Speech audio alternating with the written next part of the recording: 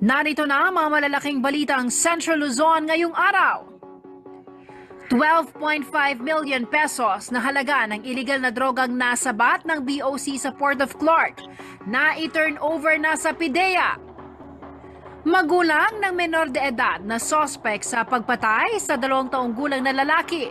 Posible ring makasuhan ayon sa PNP. Pagtutulungan ng pamilya, LGU, mahalaga para maiwasan ang pagkakasangkot sa krimen ng mga kabataan ayon sa DSWD at NGO. Presyo ng mga Noche Buena items, tumaas. At Fernandino, kinatawan ng Pilipinas sa Mr. Planet Universe 2022 sa Peru.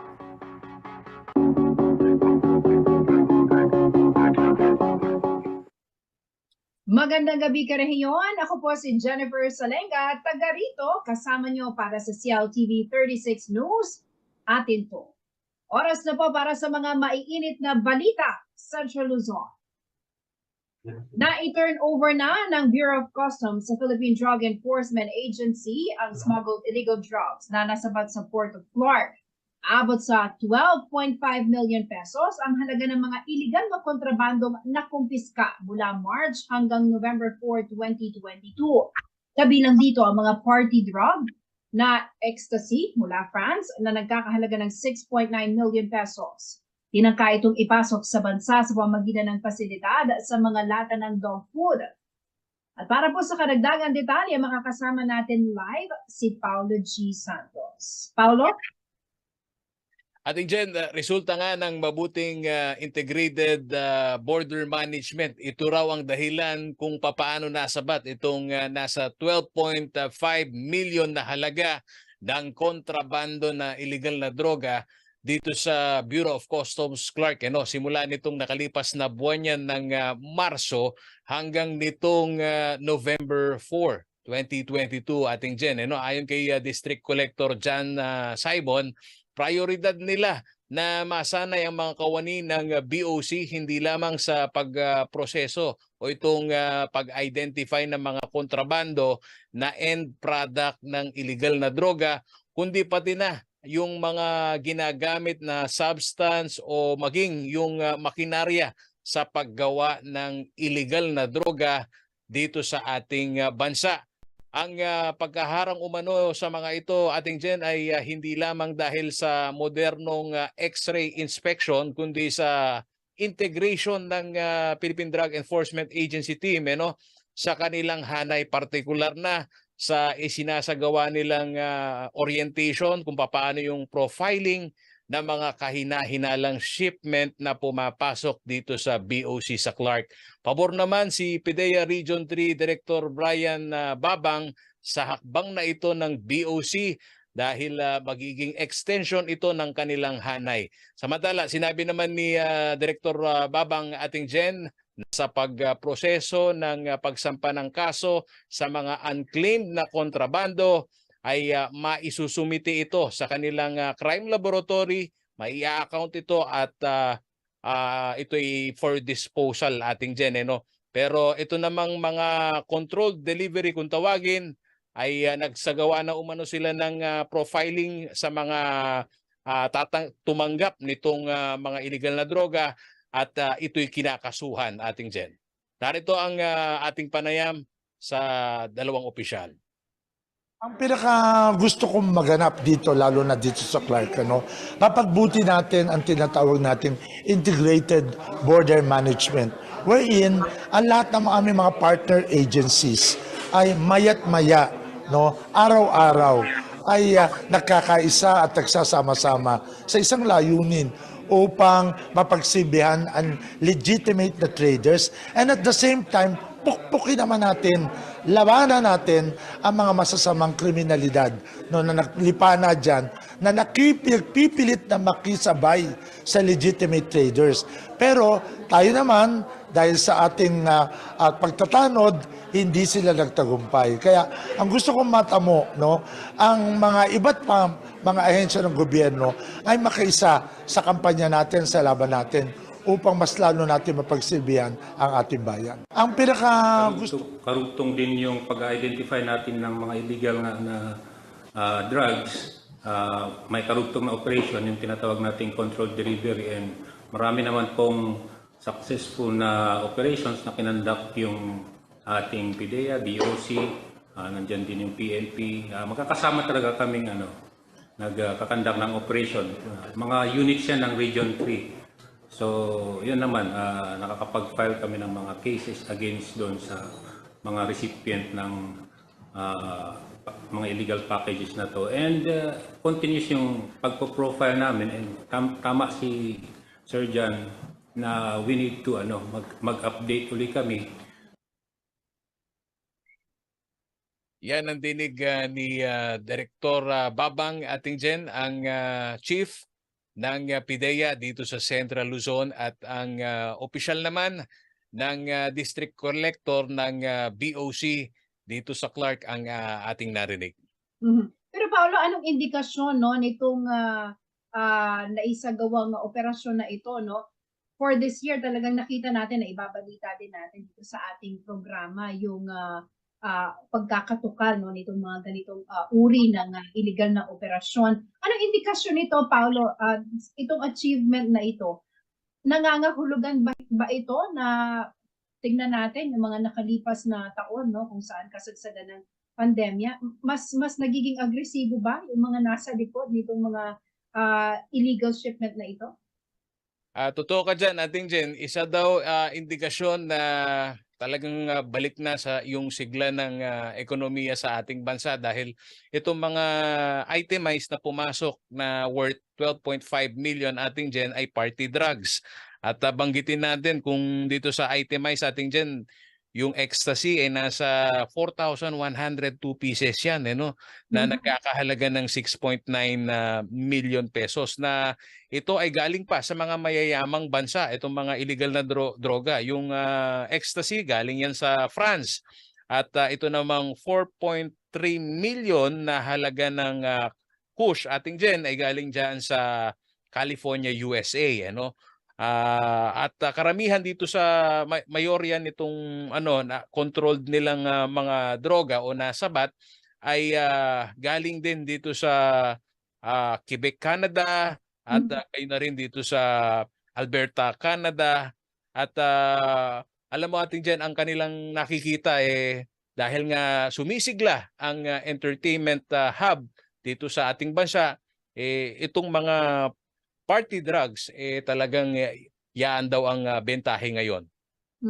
Pero ano naman ang nais mensaheng ipaabot, no, ng mga opisyal, no, dahil nga nakikita natin talagang puspusan yung kanilang pagbabantay, yung kanilang pagmonitor dito sa mga pumapasok na illegal na droga na ito, no? Ano yung mensahe na nais nilang ipaabot, no, sa mga nagbabalak pa, Paolo, na gawin yan at idaan, no, sa Port of Clark? Hindi daw malulusutan itong Port of Clark dahil sa mga susunod na panahon ating Jen, magiging komprehensibo yung kanilang pag-aaral, dahil isa sa kanilang gustong masilip ating Jen, hindi lang yung mga pinaka-end product, pati yung mga substances. Kasi merong isa pang naharang at sa pagpapaliwanag nitong mga miyembro ng crime laboratory ng PIDEA at ng BOC, yung ointment ating Jen ginagamit sa pangmasahe. At yung ilan naman inilalagay sa pagkain, kung hindi mo babasahin yung content nito, hindi mo masasabi na ito ay illegal na droga. Pero base dun sa ingredient, sa ibang bansa ito raw legal, marijuana. Pero pagdating talaga sa ating Jen, kapag intindido itong mga maghaharang na agent ng BOC, talagang diyan pa lang sa border control ay hindi na makakapasok. Kaya gusto nila maging extensive o komprehensibo itong kanilang pag-aaral para at least hindi sila malusutan, ating Jen. Mhm. Paolo, panghuling katanungan na lamang, nasa kustodiya na ng PDEA itong mga nakumpiskang illegal na droga na ito, no? Gaano daw ba katagal ang aabutin bago ma-dispose, no? Of course, sabi mo nga kanina sa report mo, no? Gagawan muna yan ng accounting. At gaano katagal bago naman ma-dispose, no, itong mga illegal na droga na ito? Meron na raw silang ating Jen, meron na daw silang coordination dito sa crime laboratory naman nila dito sa Cavite. Sabi ni Director Babang, yung mga hindi controlled delivery kung tawagin, unclaimed yung mga yan, definitely as soon as possible kailangan yan ma-dispose. Pero yung mga controlled delivery, ating Jen, diyan nila natutuntun yung mga claimant. Kaya yung proseso ng legal na pagdasa sa dokumentaryo nitong droga bilang ebidensya ay kailangan munang maiproseso ito hanggang dinidinig diyan naman sa korte, ating Jen. Alright, maraming salamat sa iyong ulat, Paulo G. Santos. Dumako po tayo sa ibang balita. Ito po para sa mga hindi pa nakakabili ng kanilang pang Noche Buena. Naglabas na po ng price guide ang Department of Trade and Industry o DTI. Huwag po kayong mabibigla dahil tumaas na ang presyo ng 195 out of 223 items sa listahan ng mga Noche Buena items ng DTI. Batay po sa price guide na inilabas ang ahensya nitong November 23, lumobo ang presyo ng ilang mga produkto kumpara noong nakaraang taon. Ayon sa DTI, sa 195 na produkto, 94 sa mga ito ang nagmahal ng mahigit 10%. 51 produkto naman ang nagtaas ng 6 to 10% at 50 products ang nagmahal ng 1 to 5%.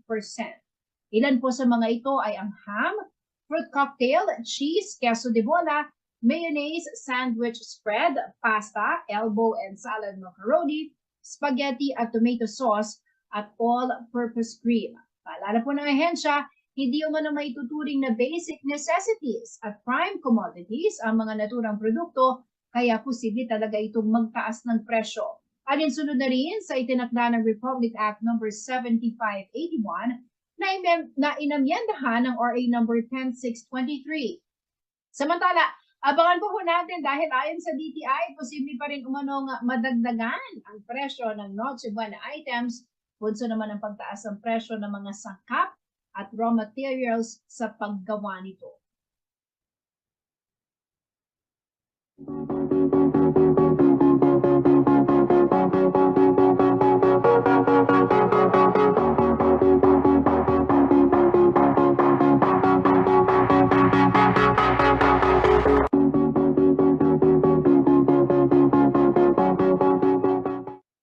Manatiling nakatutok para sa iba pang mga nangungunang balita ngayong araw.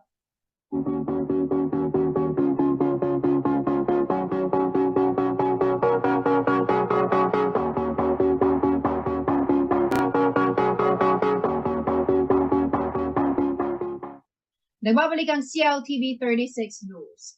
Nagsagawa ng malawakang pulong ang city government ukol po sa planong gawing state college ang City College of San Fernando. Dinaluhan ito ng mga Fernandino mula sa iba't ibang sektor at mga lokal na opisyal ng syudad sa pangunguna ni Mayor Vilma Calubag. Nagsilbi namang pangunahing tagapagsalita si Attorney Joselito Alisuwag, ang Regional Director ng JED, at Mitch Ong, ang Presidente ng City College of Mabalacat. Para po sa karagdagan detalye, makakasama natin live si Jenna Lumbang Parungaw. Jenna, kumusta na ang itinatakbo ngayon nitong pagdinig o nga nitong planong gawing state college, itong ating City College sa siyudad ng San Fernando?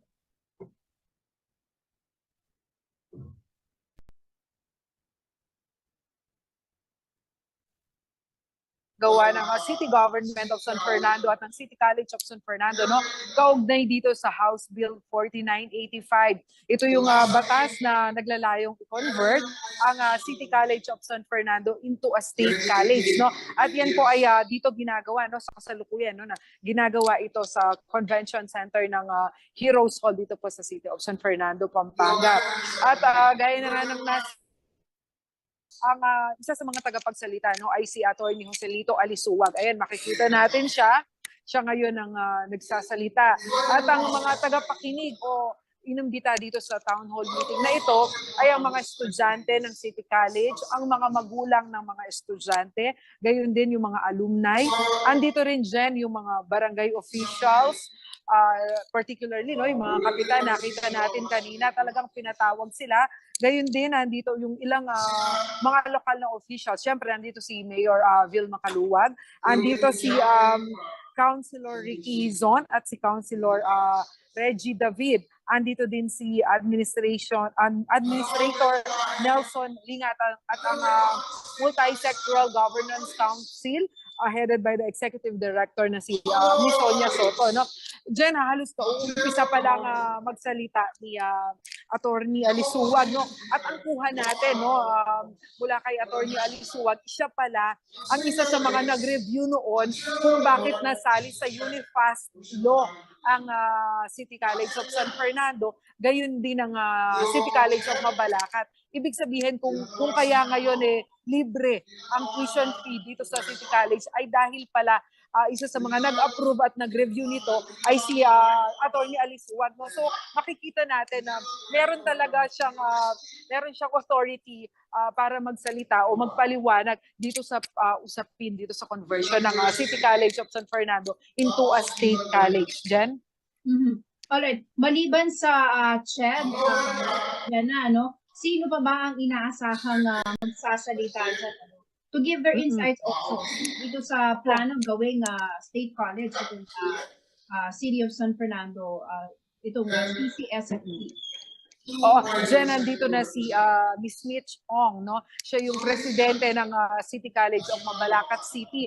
Kung mapapansin niyo, no, si Atty. Alisuwag ay regional director ng Mimaropa region, no? At si Ms. Mitch Ong from Mabalacat City College. So ayon kay Mayor Vilma Caluwag kanina, no, nagsalita na siyang ng una, ang sinabi niya kinuha niya dahil maraming tanong kasi Jen ukol sa conversion ng City College at gusto nila ang sumagot sa mga tanong, ang magpaliwanag sa mga katanungan ay galing sa ibang lugar. Hindi siya kasama sa mga stakeholders o hindi siya from the city. At least magiging neutral. Oo. At least neutral talaga yung ating mga resource speakers. So pag nagtanong sila kung mga technical yung mga katanungan na yan ay based dun sa mga naging operation ng CHED sa Mimaropa at si Ms. Mitch Ong pwedeng kung paano yung operation nila sa City College of Mabalacat. Ito, Jenna, ay serye, no? At tinututukan nga natin yan dito sa CLTV pananaw, no? Mula sa Multi-Council at narinig na natin yung kanilang panig, no? Ang sangguniang panglusod. Jenna, susundan pa itong serye ng consultation meeting na ito, no? Para kasi ano ba ang planong tumukan? No, nito mga isinasagawang meeting na ito, consultation. Yes. Jen, no, para lang merong background yung ating mga manonood, nagkaroon na ng consultation meeting dati. Yun naman, ang nagpatawag ay si Congressman Dong Gonzales. If I'm not mistaken, November 14 yon. So, doon inintroduce niya itong House Bill 4985 na gagawin ng planong gawing State College ang City College of San Fernando. And after that, hindi nagbigay si Mayor Caluwag ng kanyang yes or no. Kung ano ang magiging stand nila, no, sa conversion. Ang sinabi ni Mayor Caluwag ay magsasagawa sila ng consultation sa mga stakeholders. At kung pagbabasen ko yung mga naging coverages natin, no, ito na yung pangatlong consultation meeting at ito na yung pinakamalaki, no. At Jen, dito sa pulong na to, ang target talaga, ang makuha at ang pinakapuntirya ng city government at city college kung bakit merong ganitong consultation ay makagawa sila, makabuo sila ng stand para ipapasa sa tanggapan ni Congressman Dong Gonzales, ang author nitong panukalang batas, no? Ibibigay sa tanggapan niya kung ano ang stand. Ibig sabihin, ito yung boses ng mga stakeholders, ng mga kinonsult. Hindi ito, yun ang paglilinaw ni Mayor Vil Macaluwag, no? Hindi ito stand ni Mayor Vil Macaluwag, hindi ito stand ng city government, kundi ito ay stand ng lahat ng involved, lahat ng maaapektuhan sa posibleng conversion ng city college. Mabibigyan din ba, Jenna, ng pagkakataon yung mga estudyante at magulang dahil stakeholders sila man sila, no? Para naman i-voice out nila kung ano yung kanilang lalo na yung mga mag-aaral mismo, no? Yung sa City College ng Yes, Jeno, bali ito nag-umpisa kanina alas 5 hanggang alas 8 ng gabi. At nakita natin sa program, meron siyang open forum. So yung mga estudyante, yung mga stakeholders, mga barangay officials, mga magulang at alumni ay pwedeng magtanong. At ang kagandahan nito, Jeno, nung narinig natin kanina kay Mayor Vil Macaluwag, ang sinabi niya, yung mga agam-agam natin, yung mga tanong natin, ay merong sasagot na parang masasabi natin neutral dito sa usapin na ito. So kung meron silang mga agam-agam, actually dyan, no, meron na tayong naibalita dati na ang agam-agam ng nasa pribadong sektor, no, ay yung prioritization ng mga estudyante, ng mga Fernandino kung sakaling ito ay maging state college, no. Isa din yan sa mga tanong ng mga estudyanteng na-interview natin. So yan ang maaaring mamaya, no, maririnig natin kung yan ang itatanong kay Atty. Alisuwag at kay Ms. Mitch Ong at ano ang kanilang magiging kasagutan ukol sa agam-agam na ito ng mga estudyante at mga magulang dyan.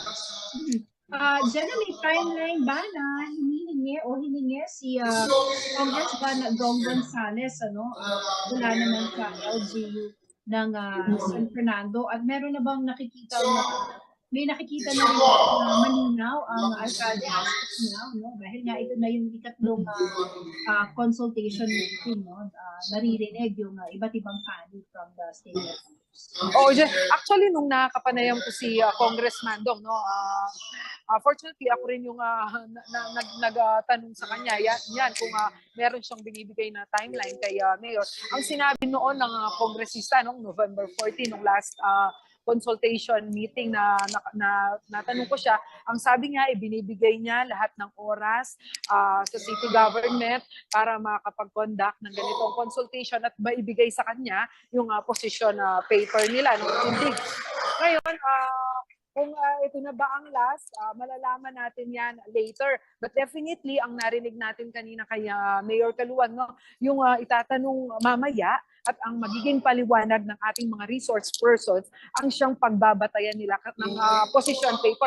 Kasi dyan, sabi nga dati ni Mayor Caluwag, no, ang position paper ay hindi lang siya sasagot ng yes, we are in favor of the conversion or no, we are not. Hindi lang siya gano'n. Kailangan niya ng sapat na paliwanag at kailangan niya ng mga references kung bakit gano'n ang stand niya. So yun yung narinig natin kanina. Parang kasama ito sa magiging pagbabatayan ng kanilang magiging posisyon dito sa conversion. So ibig sabihin wala namang hinihinging exact date, no, ang kongresista. Mahalaga kasi ito yung sinasagawang pagtutunan kung ano ang posisyon ng iba't ibang. Actually, Jen, kasi nung itong House Bill na to, no, ang sinabi dati ni Congressman Dong, hindi muna siya magpapa-schedule ng committee hearing on education sa House of Representatives hanggat wala ang position paper ng City College of San Fernando. Siyempre, kapag may position paper na ilatag na at magkakaroon na ng committee hearing sa House of Representatives, doon i-deliberate kung ito ba ay nakakapasa para ilapag na sa plenary. Doon na yung first reading, second reading, and third reading. Pero as of now, pending pa rin siya ang House Bill sa House of Committee on Education. At yan yung Ang hinihintay na lang ay yung position paper ng City College and the City Government of San Fernando. Alright, maraming salamat sa iyong ulat, Jenna Lumbang Tarong. Dumako po tayo sa ibang balita. Mahalaga ang pagtutulungan ng pamilya at ng lokal na pamahalaan upang maiwasan ang pagkakasangkot sa krimen ng mga kabataan. Ito po ang binigyang diin ng Department of Social Welfare and Development o DSWD Region 3 at ilang non-government organizations kasabay ng paggunita sa Juvenile Justice Welfare Week sa bansa. May detalye ng balitang yan si Paulo G. Santos.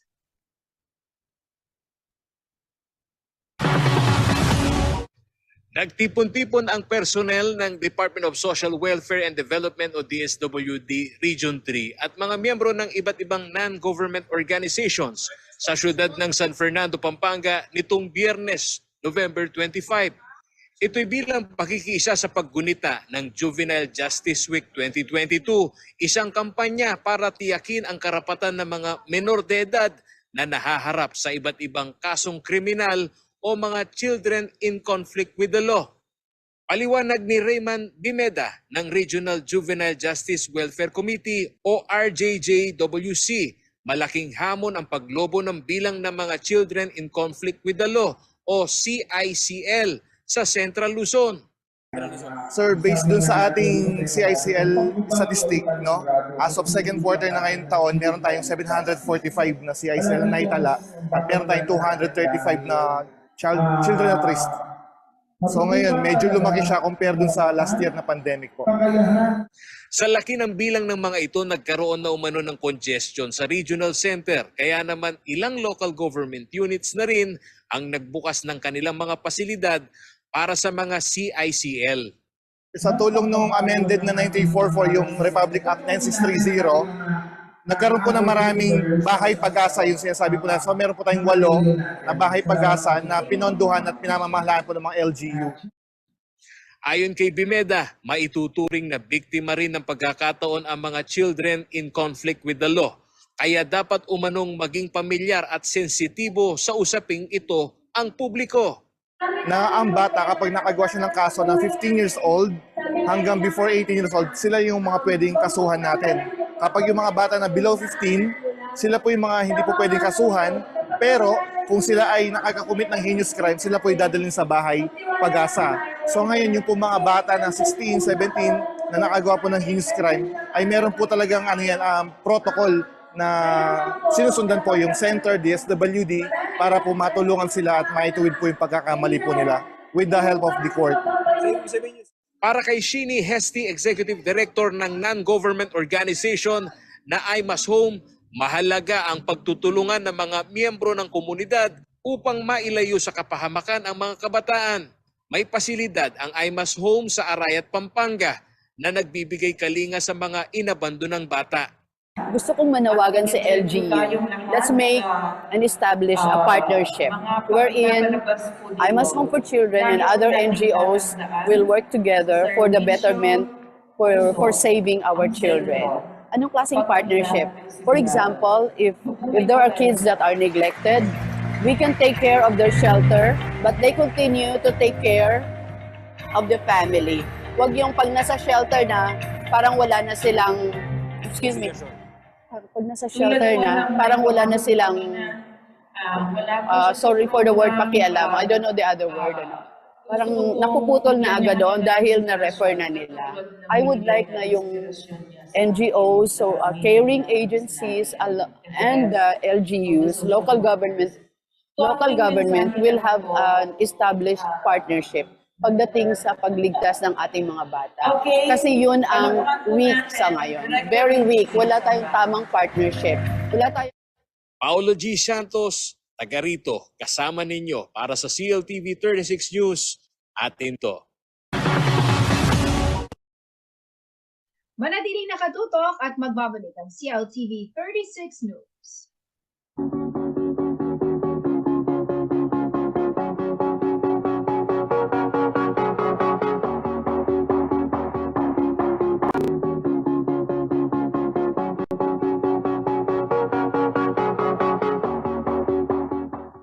Nagbabalik ang CLTV 36 News. At sa iba pang mga nangungunang balita, isang 16 anyos na babae ang nasa kustodiya na ngayon ng mga otoridad matapos pong umamin na siya ang nasa likod ng pagkamatay ng 2 taong gulang na lalaki sa Concepcion, Tarlac. Batay sa investigasyon, matagal ng kaalitan ng sospek ang ina ng biktima, kaya umano napagbalingan nito ng galit ang kalunos-lunos na bata. May exclusive report si Paulo G. Santos.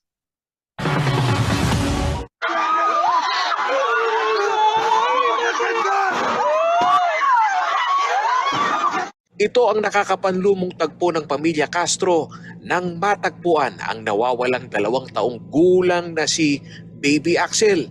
Dito sa barangay Green Village, Concepcion, Tarlac, umaga nitong Huwebes, November 24. Miyerkules pa ng hapon nang mawala ang biktima at naipanawagan pa sa social media. Hindi sukat akalain ng pamilya Castro na ang 16 anyos na kapitbahay pala nila ang di umano'y tumangay at pumatay sa musmos na si Baby Axel. Kwento ng lola ng biktima na si Regina Evaristo, sa kanya ipinagkatiwala ang apo dahil maghapon na nagtatrabaho ang mga magulang nito. Kisap mata lamang umano ang mga sandali nang masalisihan sila ng salarin. Itang pangulakang manuyang may pepaluban ni Mami Along nga kini. Kahit lumalyang pa sa bayo atay nga po. Itang babae nga ito, kaya di emiya ka rin. Ang kain minuli ya. Kuya ako malakwang kuketa ating maagtinda kita. O makayarap ko, lana kaya manikit aluan taong linubken. Na anong oras to? Alas 2. Napon alas 2. Ang kain. Yang lungob ya. Magbalik yan pa sa bayo. Balika na ako rin. Okay. Ang kain muli ko. Uling nga po ko. Muli na ako patuturan kita nga po. Sa guli magbiladya ako. Ang kain, das na kaya nga po ko. Ausang kaya Axel na akong Axel. Alayo. Para mailigaw ang atensyon ng mga naghahanap kay Baby Axel ay nagawa pa umano ng sospek na magsinungaling at pinalalabas na wala itong susi ng bahay at hindi ito makapasok. Hilong dakwa nala ko susiya, no? E kumilugkem baleniya ng babae ngayon. O ngayon, tinaman mamangang kitang magtinda kita. Panorder na pangulam yan pa kanane, uling sabihan na yan, milugkem bale. Kanyang kanyang magbalik yung muli at inyang darala susi. Sa mga puntong ito, may pagdududa na raw sila na nasa kapitbahay lamang ang paslit. Madaling araw ng Huwebes ay saglit na narinig anya nila ang pag-iyak ng bata. Dandaman dere nga po ko. Ang puwitang ima, ilisel. Gagagay nga anak. Mula yiyengan akong po yung asawa na ito kini, luban di kini. Ang kai... Anong oras to? Eh ko ba, magabak na. Magaba ka na. Okay. Siguro mga alas 4 kaya alas 3 mo kanyang. Hindi pong gagaga, si Shoy na. Dintandi. O ni kay bigla yung tinok ng anak. Ngayon pala susumpalanin ba son? Pinagplanuhan ang pagpaslang kay Baby Axel. Ito naman umano ang inamin kalaunan ng sospek kasunod ng mismong paglantad niya na nasa loob ng kanyang kwarto ang nawawalang bata. Nagpakita siya ng bola. Itong batang biktima kasi mahilig sa bola. Ngayon, nung punta dun sa bahay, nung pagpasok sa loob, umiyak yung bata dahil siguro gustong lumabas. Pinigilan ng suspect and then tinakpan niya ng unan doon sa sala mismo ng bahay nila. Sala ng bahay ng suspect. Nung tinanggal niya yung unan, hindi na gumagalaw yung bata. So dinala niya doon sa kwarto niya. Tinitignan din ngayon ng PNP ang posibleng partisipasyon ng mga magulang ng sospek sa krimen. Pero depensa umano ng ina ng sospek, patay na si Baby Axel nang matuklasan nilang itinatago ito ng kanyang anak. Tinitignan nga namin kung paano silang papasok as accessories to the crime. Kasi dahil 2 kwarto lang yung kwarto ng bahay nila at maliit lang yun, tapos sala. Kagabi tulog sila doon. Ang sabi nitong nanay nung suspect is nagtaka raw siya yung anak niya na 16 years old, yung suspect. is natulog doon sa kwarto niya. Hindi natulog doon sa kwarto niya. Which is usual na ginagawa niya, matulog doon sa kwarto niya mismo. Pero kagabi hindi siya natulog doon sa kwarto niya. So ibig sabihin yung body yung katawan ng biktima is andun sa kwarto niya. Malinaw din umano sa investigasyon na natuklasan nila ang labi ni Baby Axel dahil na rin sa pag-amin ng sospek. According dito sa nanay yung parents nitong biktima, sumigaw daw yung suspect na si Axel andito sa kwarto ko. Sumigaw daw sila na doon. So pumunta sila doon sa area. Hanggang hinahanap daw nila doon kasi medyo madilim sa kwarto. Hanggang makita nila yung katawan ng biktima. So galing din doon sa suspect yung info. Maituturing din daw na person of interest ang ina at stepfather ng sospek at posibleng maisama sa mga kakasuhan sakaling ma-establish ang kanilang pagkukulang. Ayon pa sa PNP, may matinding galit ang sospek sa ina ng biktima.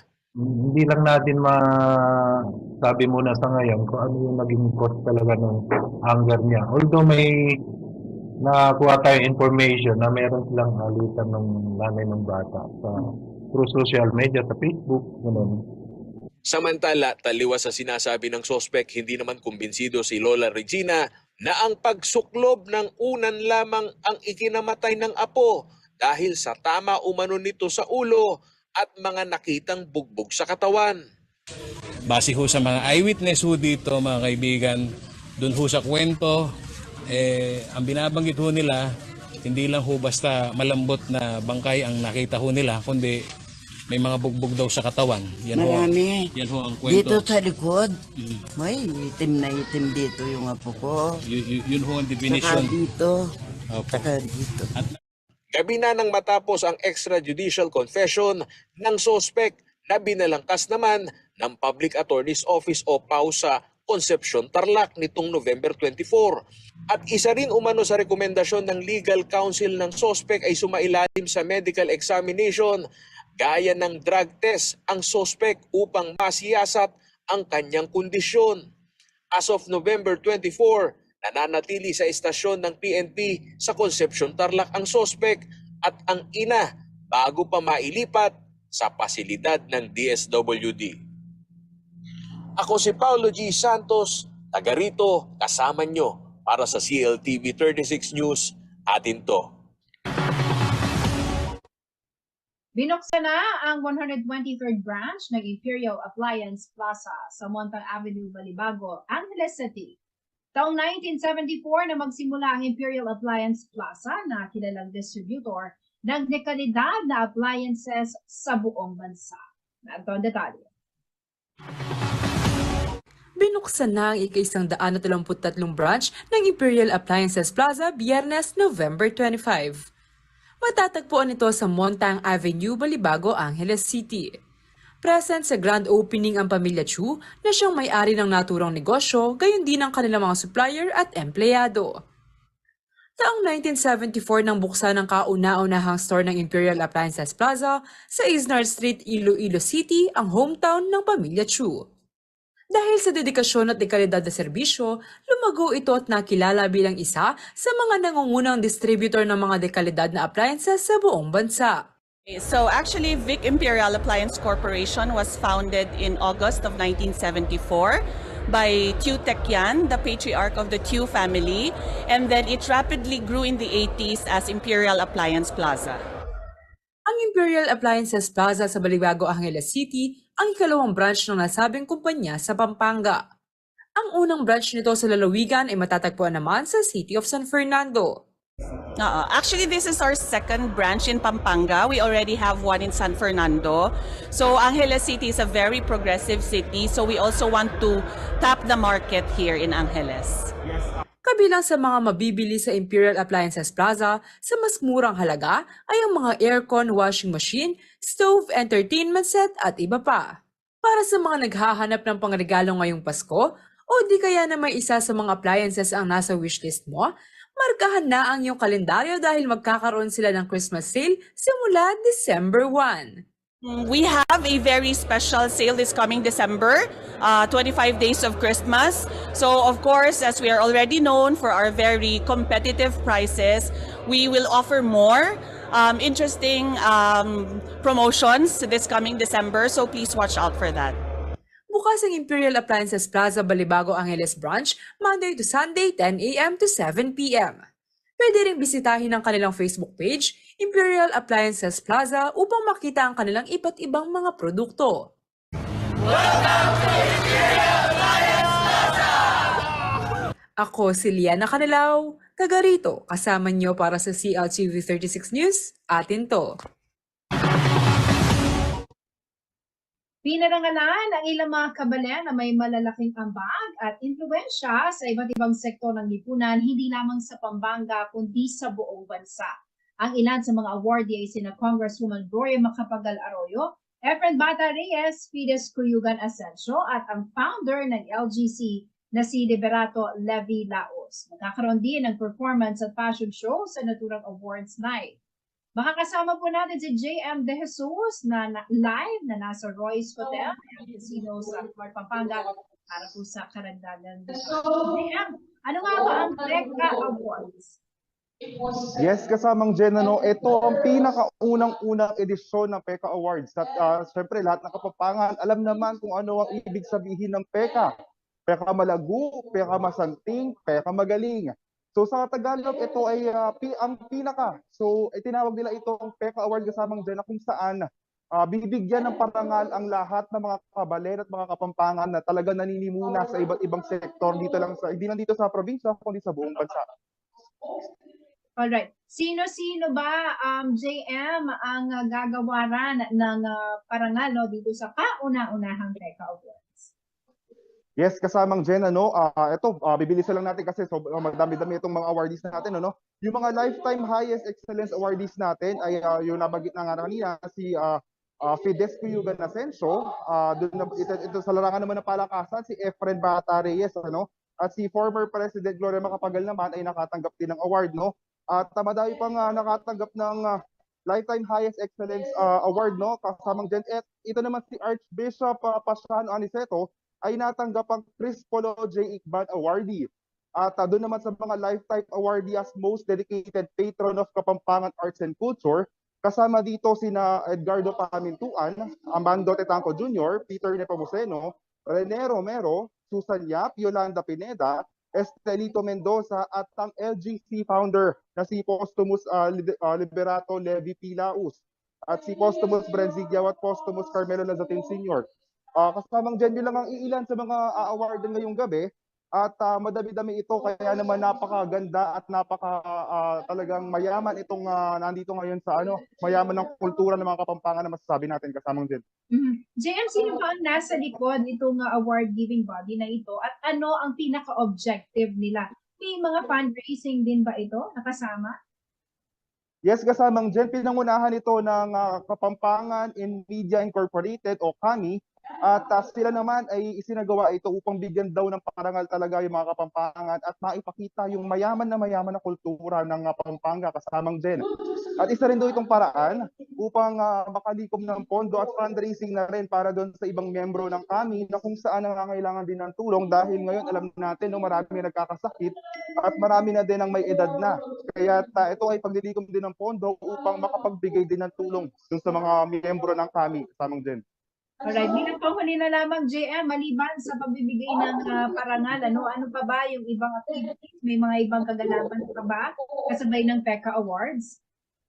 Yes, kasamang Jen, bago tayo magkausap ngayon, ay nag-perform ang talagang napakagaling na artisan Tarita kasabay ng fashion show na talagang kilalang-kilala din yung diet designer na si Philip Torres ay sabay na nag-perform at naglakad yung mga model. Kaya naman makikita kanila lahat ng tao dito ay nakangiti at talagang makulay na makulay ang entablado, kasamang Jen. Alright, maraming salamat sa iyong ulat, JM De Jesus. Alamin naman po natin ang magiging lagay ng panahon mula kay Ginong Manny Esguera, ang Chief Weather Forecaster ng Pag-asa.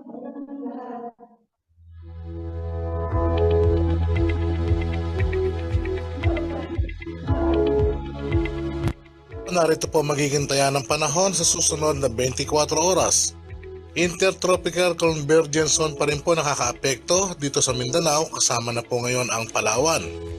Kaya po ang mga lugar ng Socsagen, Zamboanga Peninsula, BARMM, kasama po ang Palawan, maula po ang papabirin na may mga kalat-kalat na mga pagulan, pagkulog at pagkidlat. Ito nga po ay dulot ng Intertropical Convergence Zone or ITCZ at posible po dyan ang mga flash floods at saka po ang landslide, kaya pinag-iingat po natin ang mga taga-riyan.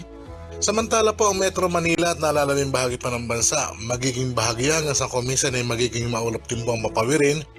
Meron lamang po inaasahang mga pulo-pulong mga pagulan, pagkulog at pagkidlat. Dulot lamang po ito ng localized thunderstorm. Wala naman po tayo ibang weather system na nasa loob at nasa labas ng PAR na posibleng makaapekto o magbigay ng mga pagulan sa ilang parte ng ating bansa. Kaya pinag-iingat pa rin po natin ang lahat.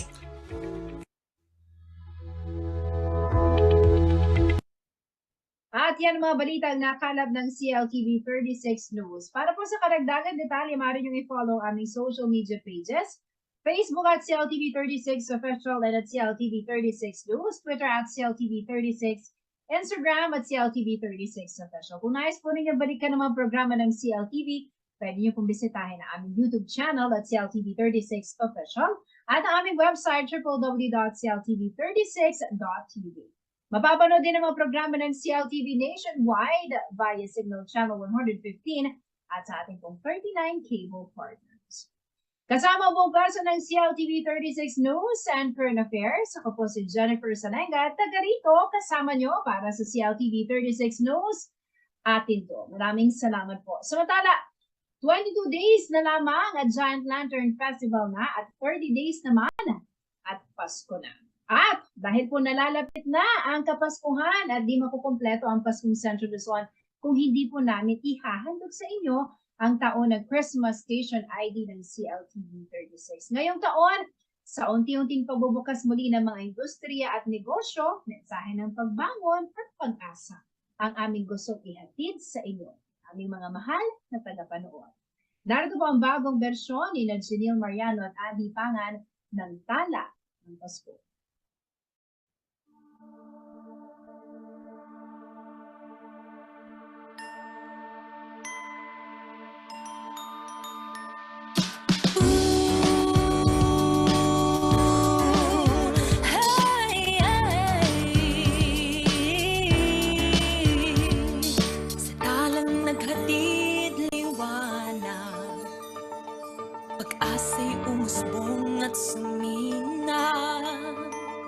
Balitang naghatid ng malayang isip sa ating nagpakilos, nagpatinag. Mga pagsubok sa buhay, ikaw ilaw ang umalalay. Sa bawat hamon ay nagtagumpay, kislap ng iyong diwa sumisilay.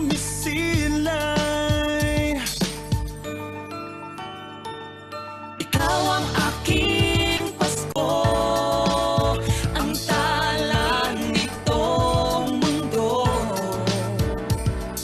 Liwanag sa bawat tahanan, tunay na atin to. Ikaw ang aking Pasko, ang tala nitong mundo. Liwanag sa bawat tahanan, tunay na atin to. Sa pagsapit ng araw ng Pasko, pag-asa'y hatid sa bawat puso. Sama-sama natin harapin ang bukas. Ikaw, ako, tayo sa isang lakas.